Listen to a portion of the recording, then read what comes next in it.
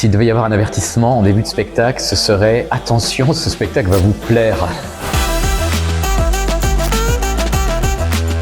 Je m'appelle Benoît Solès. Je suis l'auteur du livret du spectacle, c'est-à-dire que j'ai adapté le roman de Gaston Leroux pour que ça devienne Le Fantôme de l'Opéra, le spectacle musical. Ce que le livre a réveillé chez moi à l'époque, c'est la fascination qu'on a tous, je crois, pour le mystère, les passages secrets, les personnages mystérieux, les énigmes. Pour moi, ça a réveillé aussi l'empathie pour ces grands et beaux personnages de méchants. Mais ce qui est fascinant avec Le Fantôme, c'est que beaucoup de choses sont vraies. Il y a vraiment un lac sous l'opéra, il y a vraiment une citerne sous l'opéra. On a vraiment retrouvé le squelette d'un personnage dont on s'est toujours demandé qui c'était. Si je devais résumer le spectacle en un mot, ce serait le mot émotion, qu'elle soit d'ailleurs drôle ou triste. Le fantôme idéal, c'est un mélange de violence et de séduction. Ce mélange de peur et d'attirance que ressent Christine, c'est ce que doit ressentir le public vis-à-vis du fantôme. Le message de cette pièce, c'est « Regarde les gens non pas pour leur apparence, mais pour la réalité de ce qu'ils sont ». Si vous voulez vivre un moment de magie, de mystère, d'émotion, où on va rire, je crois aussi pleurer un peu, avec